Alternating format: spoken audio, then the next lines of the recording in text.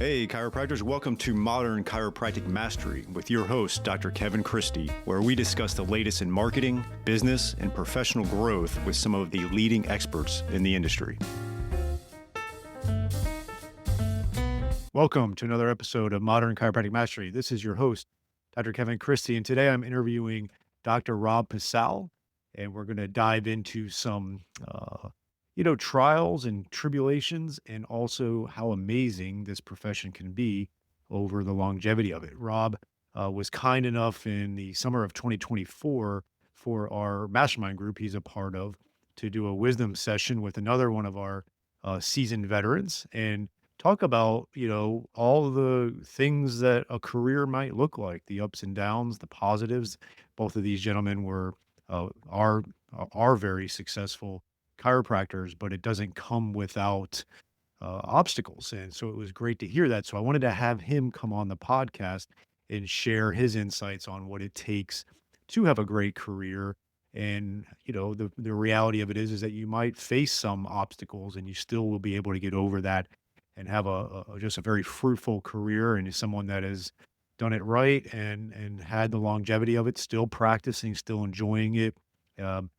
But also has a lot of freedom around that. And I want that for you. And I also know that depending on the season of your career, it may be challenging right now. And just want you to know, I've been practicing for 21 years now, and I've had a 2 or 3 flashpoints within that time where it's like, wow, that was really, really hard.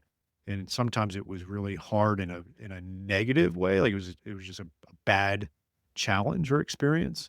And then sometimes it was really good, right? Like, for example, buying my office real estate was really challenging at the time. Very, very hard, but it was great. And I'm glad I did it. And so I want to have Rob on the podcast to really share some of that, so you can have some insights on what a long career looks like, the arc of it, and that when you are facing challenges, it doesn't mean you're not going to have a great, successful career. So before we dive into that interview, just want to announce we have another trusted collaborator, that is Crossfields Interior and Architecture. I actually had used them for my practice remodel back in 2022. They do a great job, whether you're starting from scratch or you need to remodel, or you really just need to decorate, and new furniture, new paint, new this, that, and just really bringing it into the modern times. I think one of the things that I have realized talking to chiropractors and understand is about every 10 years, you really need to freshen up that office, give or take. And then if you are in a space you like, but maybe it's the flow isn't there that you want, they also help with that type of stuff as well. Crossfields Interior and Architecture, they're an international strategic facility planning and design firm specializing in exceptional healing environments for modern healthcare practices. So I think I like that part of it. Is they have a really good background and many years of experience working in doctors' offices and chiropractors' offices. It's different than decorating an orthopedic office. Sometimes it's different than decorating a regular office. There's key strategies to that, but they also can help you maximize flow and everything there. So check them out. It's Crossfields Design, and you will see their link in our show notes and also in our emails that we send out. So check them out. All right, without further ado, here is my interview with Dr. Rob Pesale.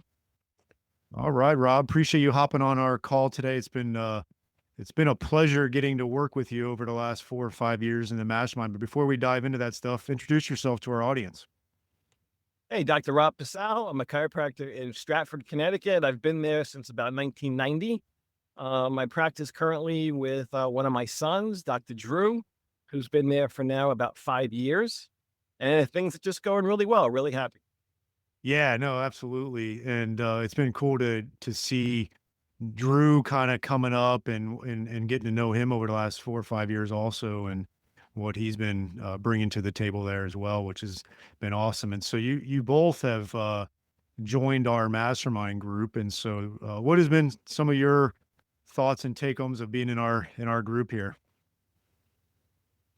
Well, the mastermind group, I mean, I love the concept of it. And I know it's not a new thing, but the way you have constructed it, you bring all sorts of different doctors with all special, um, real talents. So if you just look at some of the members, we have Mm.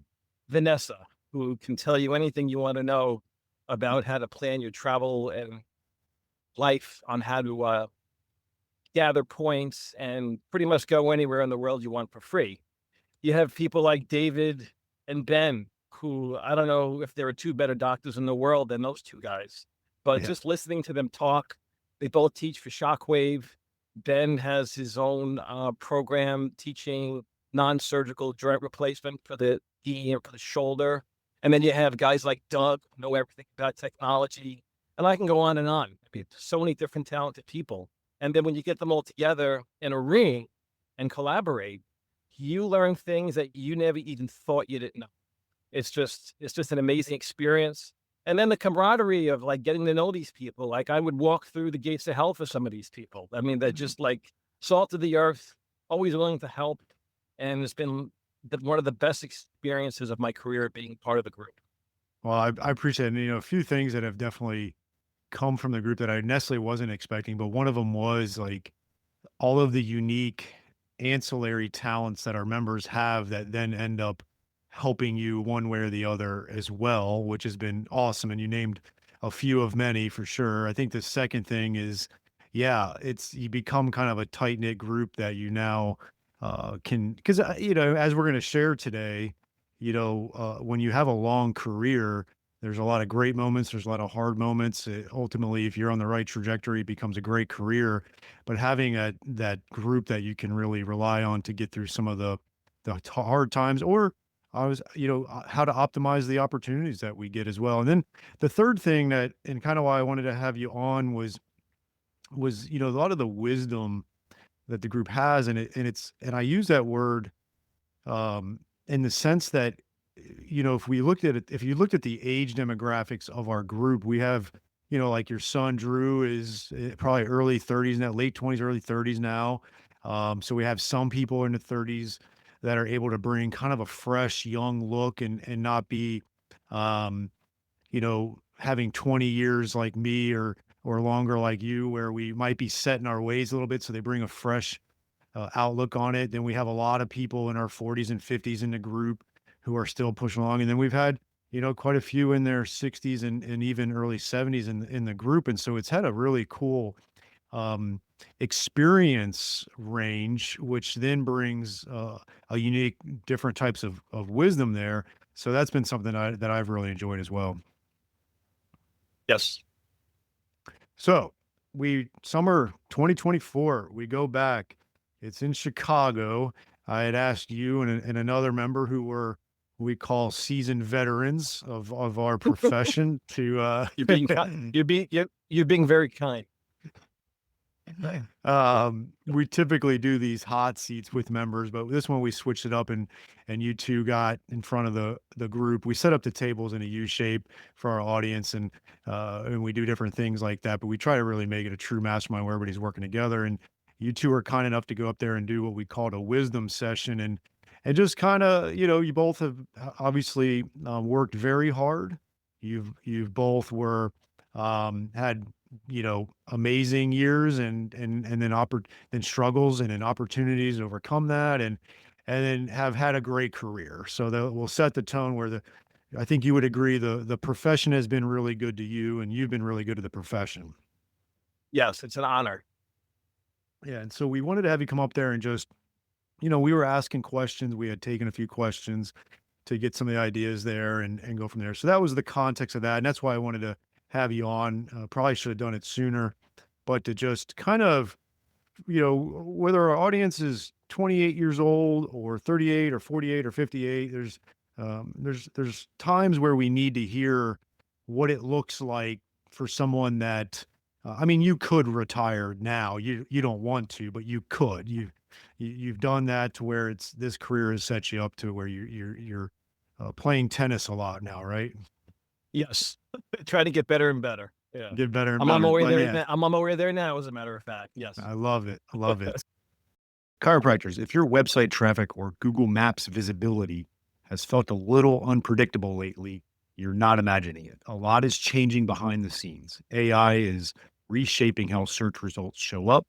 Competition in the map pack is getting tougher, and simply ranking well does not always translate into new patients. That's why Propel Marketing and Design is hosting a free chiropractic SEO workshop.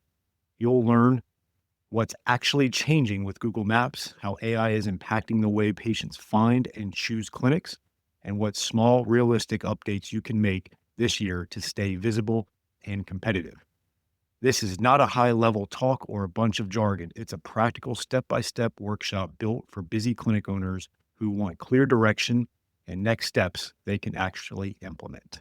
Save your spot for free at propelyourcompany.com/MCM SEO workshop 2026. And we'll see you there. The first thing I wanted to share from that was you told a story about how you really started to build your practice. And I wanted to have you share this story, and people can kind of connect the dots and for the modern day. But you told a story of how many doors you think you knocked on to build that practice? Yeah, so basically, I'm from New York originally, so I decided to move to Connecticut. So I had a wife, I had a child, I pretty much had no money. Uh, Um, I had access to credit cards, and my parents took out a $40,000 home equity line of credit to give me to help start my practice. So there I am, no patience, really didn't have a location yet. Moved to Connecticut and started. So what I did was I took the old Pete Fernandez technique where you go walk door to door and meet the neighbors.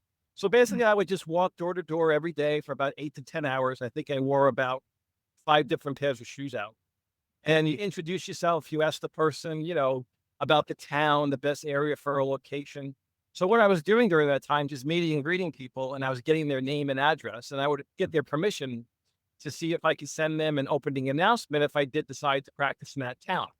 Mhm. Well, one town I actually knocked on about 800. I met about 800 people in one town in Mhm. Norwalk, and I ended up not practicing there because at the very last moment, I was only 24 years old at the time, and the owner of the building I was going to lease decided that I was too young to be responsible enough to take the location. So then I had to switch gears, and I picked a different town. So now we're in Stratford, Connecticut. And over a period of about 8 months, I knocked on many doors. I met 3,200 people. So I sent them all an opening announcement when I opened. And by my fourth week in practice, we were seeing over 200 patient visits a week. So it was, I would say I was successful from the start because of Yeah. everything I did beforehand. And I paid off my parents' house loan within 2 years and pretty much took off from there. Yeah, I love that story, and, I think our audience, again, can extrapolate in whatever your, modern door knocking, example would be in practice. There's just a lot of things one can be doing, and I don't know if the startup DC understands how much it does take to get going, right? Would you agree with that? I think they don't realize how easy they have it now. I mean, I don't want to sound so curmudgeon that everything was harder back when I did it, but to be able to access people on the internet, on Mhm. video, YouTube, Instagram, Facebook, you can scale quicker. I think, and You then you can. could also do the grunt. You could also do the grunt work where you go Mhm. meet greet people, do lectures, meet your neighbors, Mhm. do workshops. So if you do a combination of both of them, it just depends on how hard you want to work and how Yeah. successful you want to be. So you really have more, I think, opportunity now than you did then. It was a little more difficult, because you didn't really have all the modern conveniences of what we have now. Yeah. No, I agree with you on that. And just like imagine if you went in your town and you knocked on and you stopped by every MD and every physical therapist and every massage therapist and yoga studio and all those places, and you just stop by consistently and set up meetings and set up, whatever you want to talk about. If you combined that level of community outreach, which would be akin to what you did, as far as just like getting out there.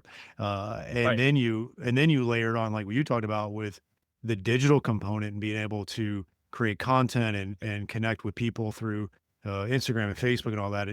I agree with you. There's the opportunity is amazing. Yeah, Right.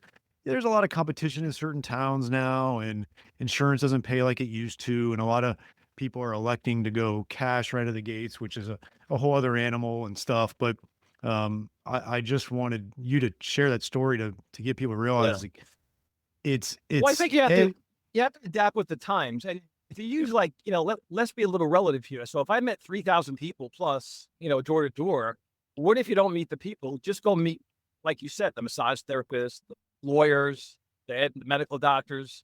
It's going to be a lot less people you're going to meet, but more impact as far as the access to the referrals of patients that they have. So Yep. that's probably Yep. even a better strategy that I didn't do like back when. Yeah, the gatekeepers, right? Just keep on Yeah. meeting with them, and that one might send you 5 and or 10, And forever, right? You meet Yep. one, I met many relationships with attorneys that I met 30 years ago and Mhm. medical doctors, and they refer patients. It's evergreen, right? Yep. Yep.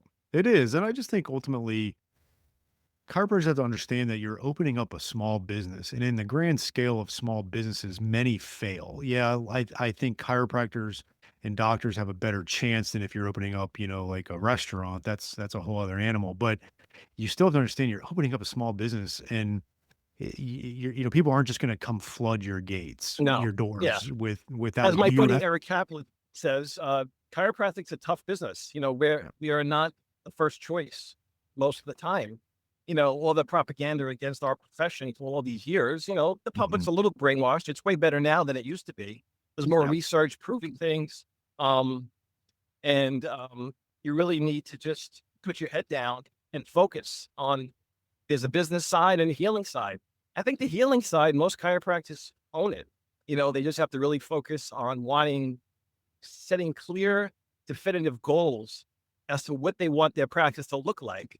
But then you have to do the work. So you reverse engineer it, and then you got to put your head down and get busy. A lot of people don't like working. You know, they Yeah. they just expect it to come to them, and then they complain if they don't get it. You have to have kind of grassroots guerrilla marketing type mindset, and you got to want it. Yep.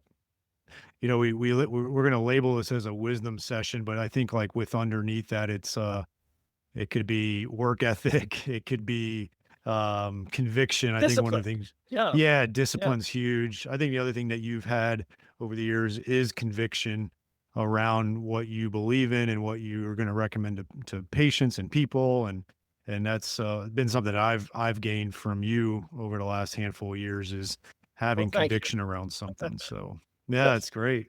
Let's take a short break from today's episode to tell you about the best decision I've made in my clinic in the last 10 years, and that has been adding shockwave therapy to our clinic. The outcomes have been really impressive.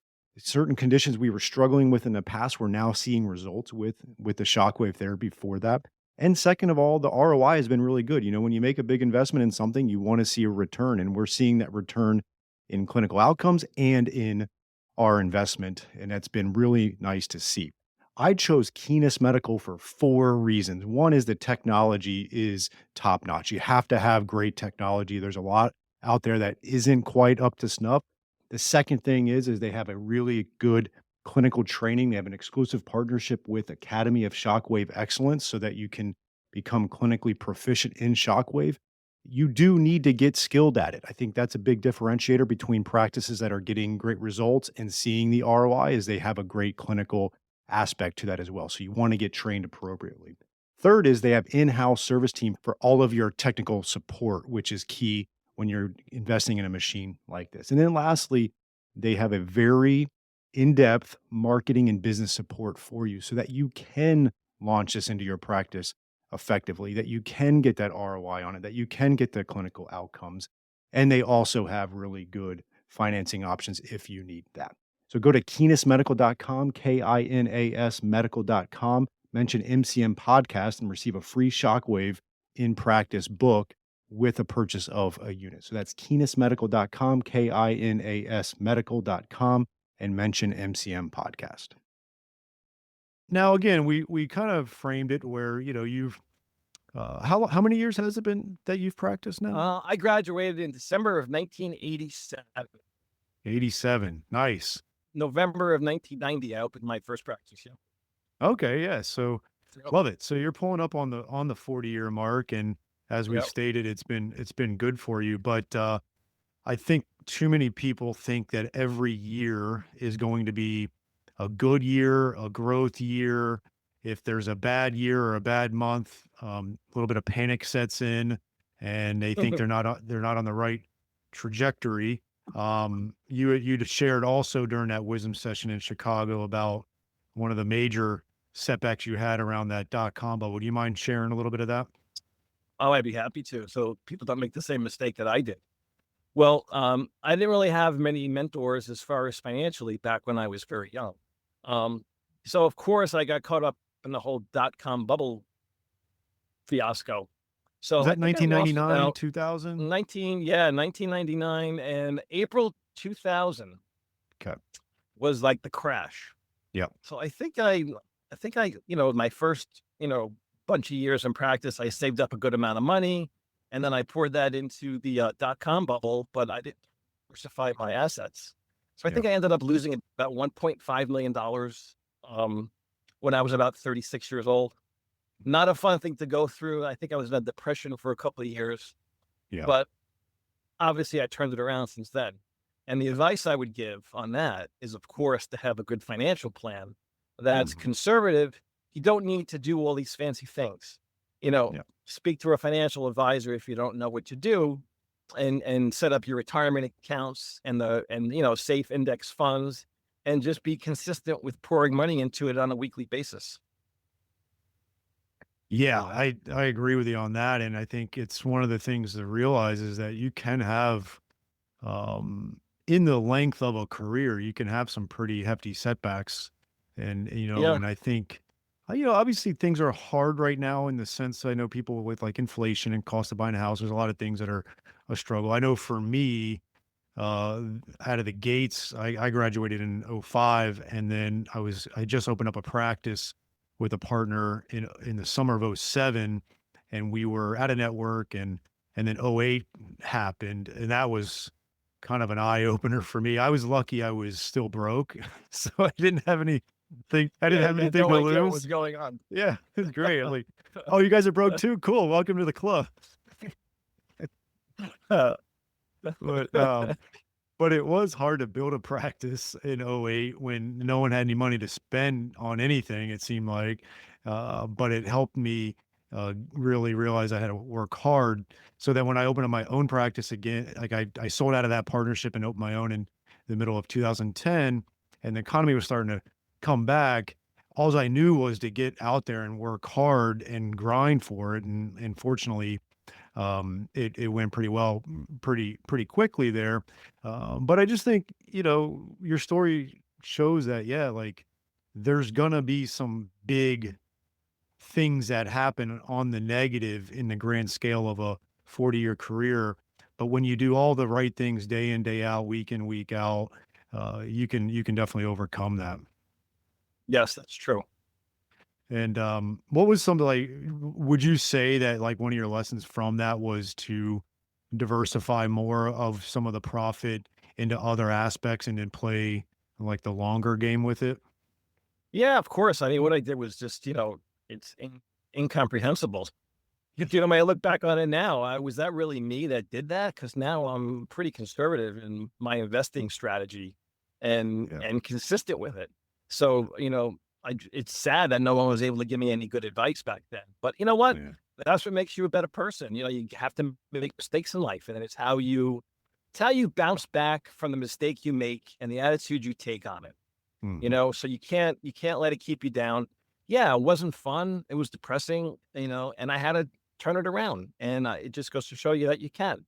And life goes pretty fast, so you have to enjoy each day and make it the most, and just try to keep moving forward. No one's going to be perfect. You're going to make errors. You're going to make stupid decisions. But Mhm. I guarantee you, the people who are the most successful make the most mistakes too.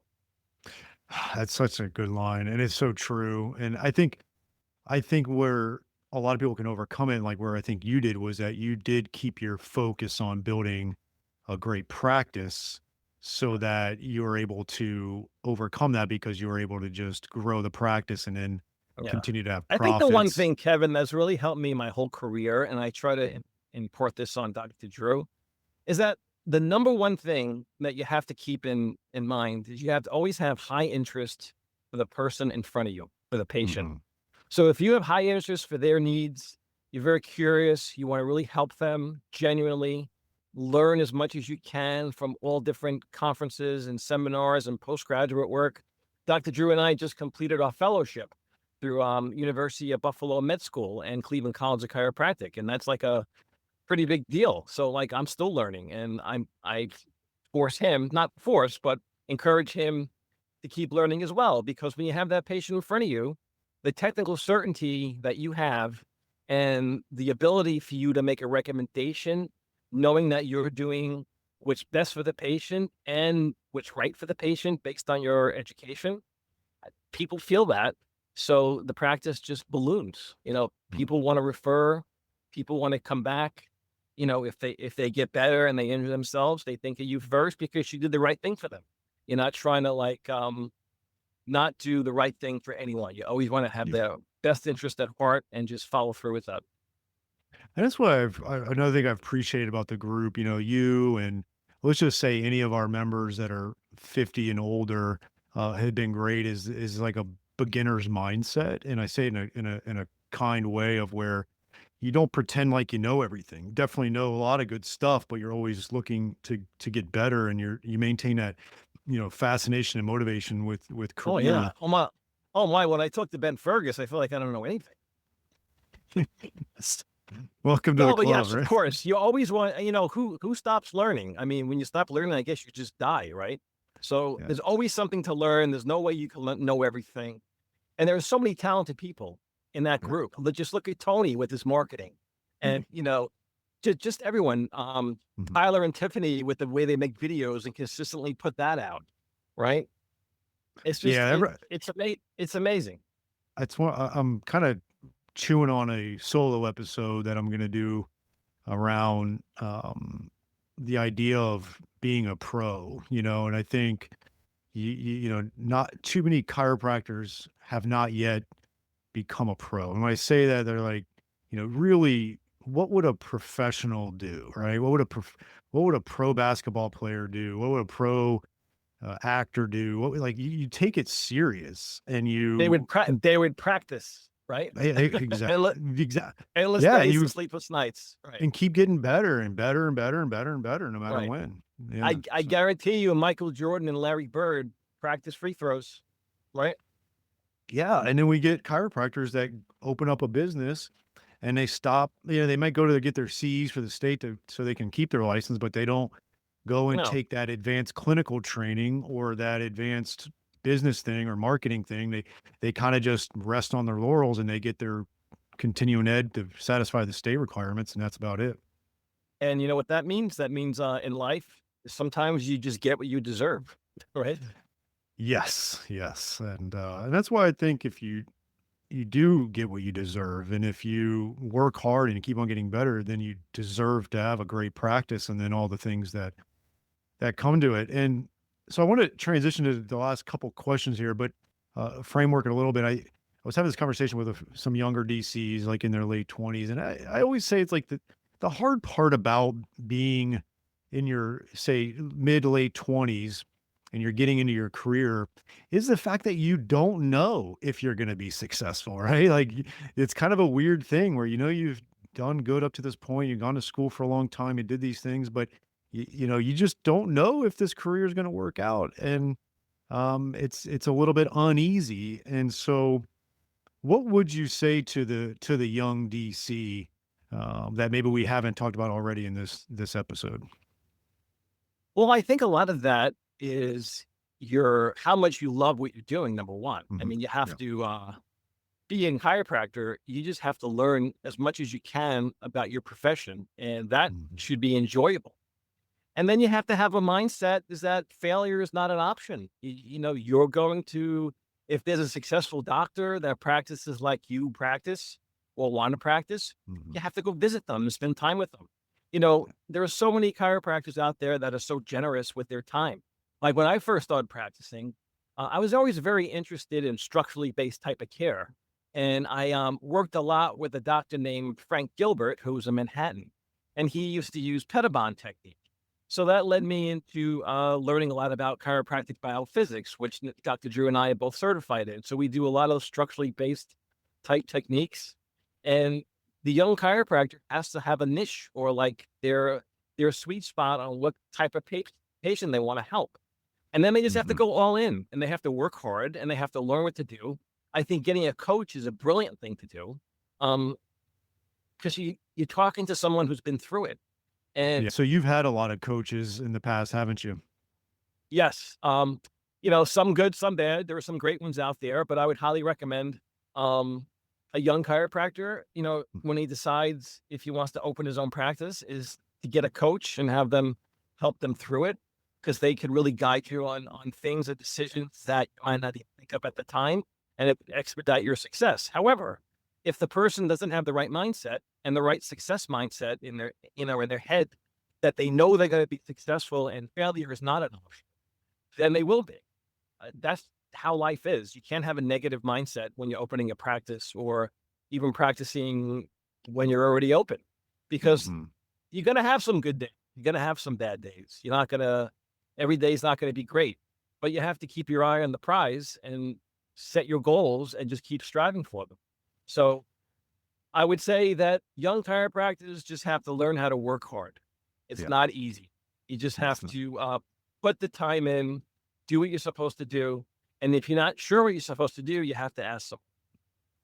Yeah, and I keep on diving, like, for myself personally, and then I always try to navigate how much I dive into it with, on the podcast or whatever, but I just, like you mentioned earlier, the idea of resiliency, and it's just that there's a lot of human beings that are very resilient, and then there's also certain things you can do to become more resilient. Obviously, some people are maybe hardwired that way, but there is things you can do to improve your resiliency, and if you don't feel like you're resilient, because you always have to be careful now if you say someone's not resilient or this or that, they kinda, maybe get a little offended by that, but if you're offended by someone saying that you might wanna improve your resiliency, it might be a sign that you need to improve your resiliency, right? That's under, that's 100% correct. It's like the, That's funny. Jeff Foxworthy, "You might be a redneck if" type of thing. This- All And right, like so sometimes you have to just look in the mirror and it tells you everything. yeah, no, it does, and you gotta Yep. just be honest, Yep. like, self-awareness is huge, and there's nothing wrong with I Right. mean, I got my flaws, and I keep on, being honest with myself and try to work on it, and it's a Yeah. never-ending game of improvement, right? Oh, 100 like I play tennis and I turn to one of the fellow players. I go, "Look, I'm really sorry. I'm just a sore loser. I can't change. It isn't That's it? great. I'm That's just great. competitive. Can't help it. That's how I Uh, am."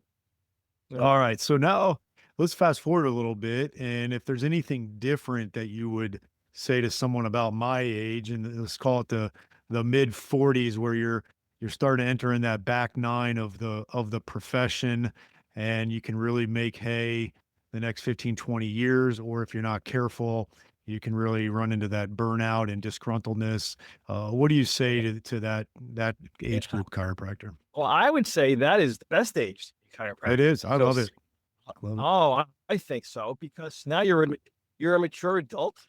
Yeah. You've seen things, you had some wins, you've had some losses. By that time, you should know how to respond to them and how to handle the ups and the downs. And then what I would tell you to do is work every day and set up your practice and your life like you're going to sell it. So you want every decision you make in your office, especially like, in your like mid 40s, 50 years old, you want to design it so someone else can step in and pretty much do it for you and doesn't there. Because you don't want a job, right? You just, you want to be able to step out of your practice whenever you want. You want to be able to sell your practice to, for a high multiple.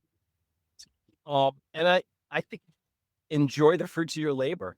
Too many doctors and too many people in general don't take a deep breath, stop and look around and see like, wow, this is pretty good.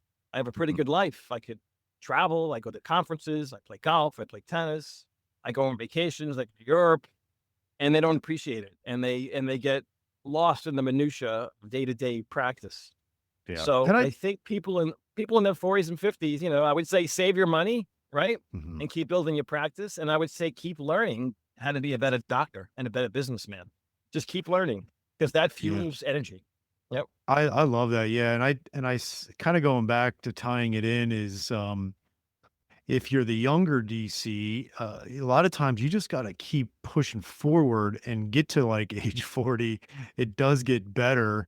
It's a summation really, and, but I think a lot of times they hit the mid-30s and maybe they don't feel like they're at where they are and they get burned out or even leave the profession. And it's like if they could have just overcome that hurdle and push forward, you build something and then you really get to enjoy it at that point. And that's something that I've recognized now that I'm in my mid 40s.